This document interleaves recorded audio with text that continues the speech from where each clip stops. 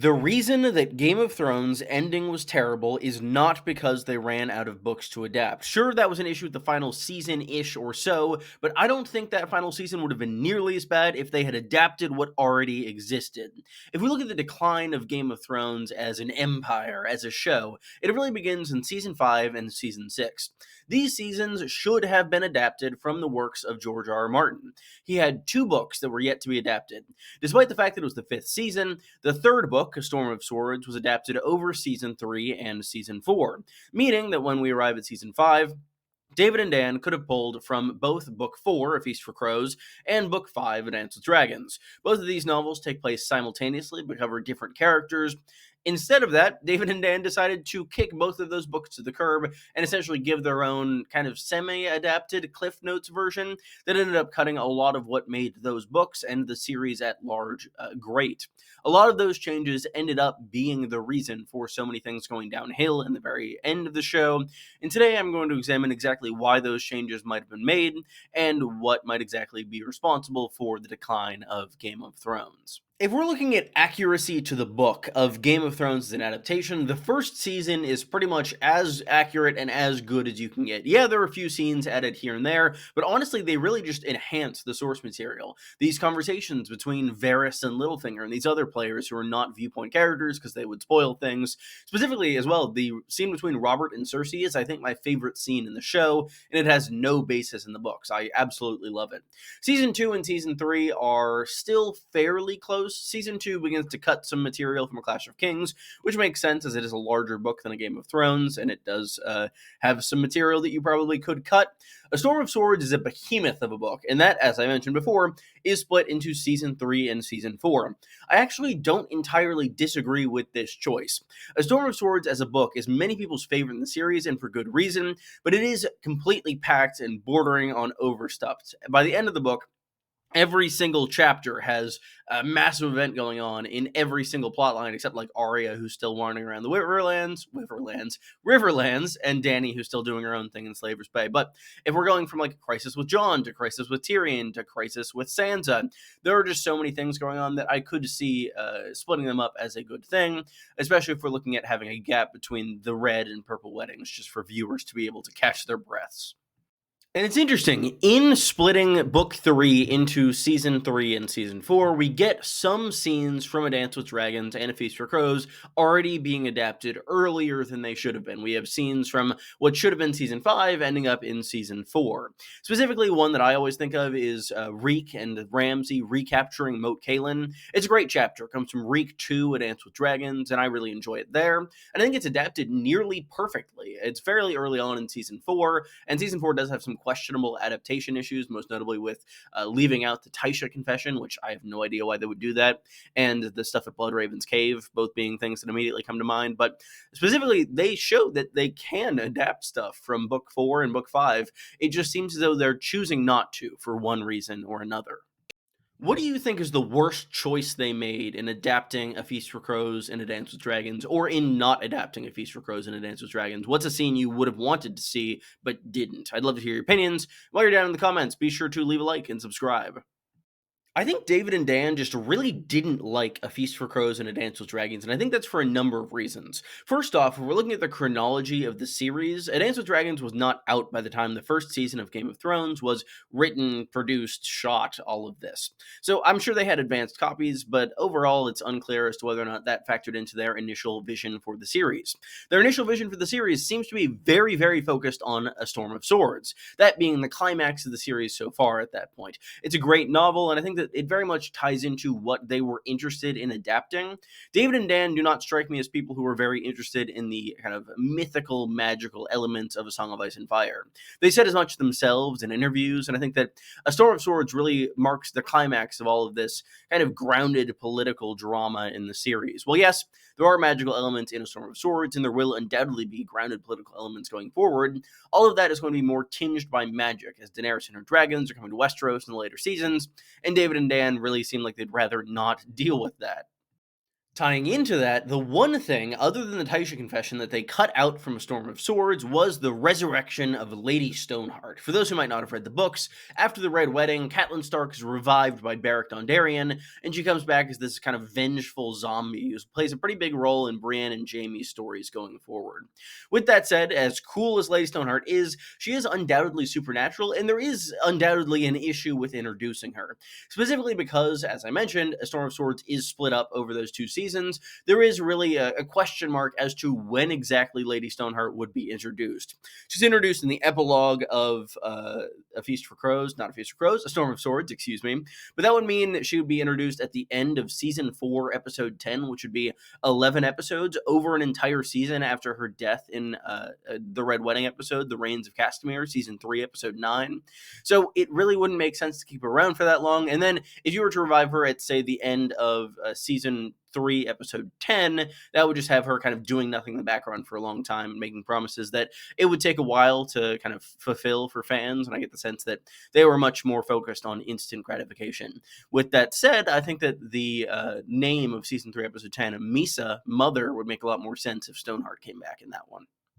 All of this amounts to essentially leaving just an incredible feast on the table. They could have adapted stuff so easily and made such iconic scenes for so little effort, but they didn't. It's bizarre. This video is kind of inspired by a tweet I made, because I was thinking about the Broken Man speech and the North Remembers speeches. 2 things that were essentially walked up to in the show, but they just ignored completely. They have the Hound in the Quiet Isle with someone who's essentially Septon Maribald and the elder brother, but he doesn't do anything. He says some vague things. It's a great actor, some good scenes, but this awesome speech that is essentially Martin's main kind of point he wants to drive home about war is just entirely omitted. I think it's because at that point in the series, there was so much kind of tension between David and Dan and George R. R. Martin. They really didn't want to include something that was both A, some of his best writing, and B, his primary ethos he wants to advance from this series. And then additionally, looking at the Wyman Manderley North Remember speech, there's no point to not including it. They cast Wyman Manderley in season 6, and in season 6, they have Jon, Sansa, and Davos going around to random northern lords and just essentially saying nothing and begging for support. Why not send Davos off on his own to win Manderley to Jon instead of Stannis? It's a little tiny scene, but it could both make Manderley a lot more relevant, potentially get an Emmy for a guest star in the show, make Rickon more involved, and give Davos more to do in the final seasons. It just makes me angry.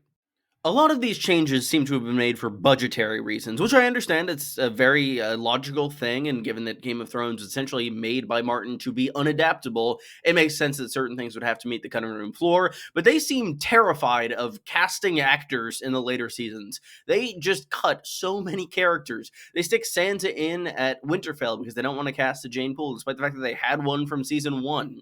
They cut Dorne more than in half in order to just give more time for Jaime and Bronn, these people who already exist, rather than making this its own plot that has unique elements. They cut pretty much everyone on the Iron Islands because there's just no time for that. There's no time for any of this. It's really annoying to see.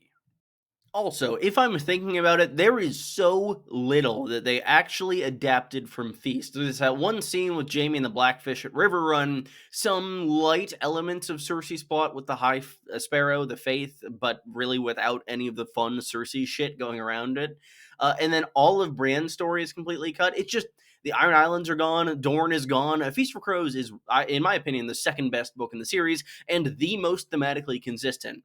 I get that it would be rough to make this into a full season of television.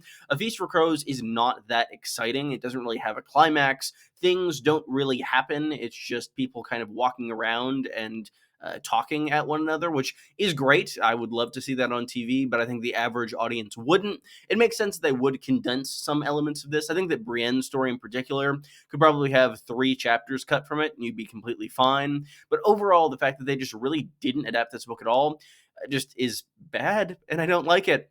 With that said, I think House of the Dragon makes it clear why they didn't adapt it. Ryan Condal's favorite book in the series is A Feast for Crows, and I think season 2 maybe lets that show a little too much at points.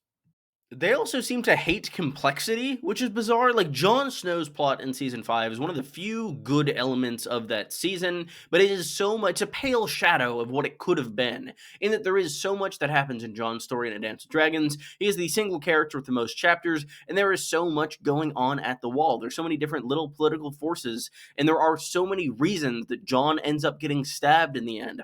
They end up just boiling it down to him letting the wildlings through the wall. They don't even include the pink letter until season 6, and even then it's, like I said, a pale shadow of what existed. It makes me very angry, as I'm sure you can tell from my tone, because they had all of this material, and then people go and say, oh, they ran out of material to adapt. No, they didn't. They chose to stop adapting it. This begs the question, why? Why did they stop adapting it? They had made such a great name for themselves by adapting things. They'd added some things that were great, sure, but their main bread and butter was adapting George Martin's work. All of these iconic scenes that have been famous to book readers for decades and now were able to reach a wider audience. Why did they just stop doing that as soon as it didn't interest them? I think there was one reason and one reason only. I think that the Red Wedding ruined Game of Thrones. The Red Wedding is one of the best scenes and episodes in all of Game of Thrones. That is unquestionable. But I think it did irreparable damage to the show by way of inflating David and Dan's egos to the point of just being awful and taking up the entirety of the show.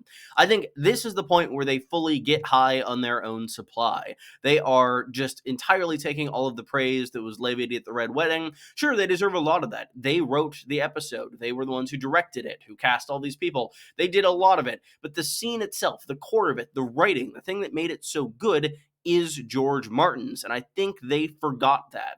Going forward from there, you see them become a lot more confident in shit they are making up on the fly that bears some passing resemblance to the book, but overall really just doesn't have any of the good elements that make the books so fantastic. I'm also going to use an example that might be a bit of a kick in the dick for David and Dan, but Star Wars is a great point of comparison for Game of Thrones, insofar as the sequel trilogy really resembles the later seasons of Game of Thrones. Both are made to make something, both do not have a plan going into it. There is essentially nothing on the line except we need to get these movies done. I don't have a plan for it, we're just going to write it as we go. And as we saw in both instances, that just gets worse and worse as it goes along. The Last Jedi is awful. The final seasons of Game of Thrones are awful, largely because the showrunners were rushing through to put an end to this thing quickly in order to work on Star Wars.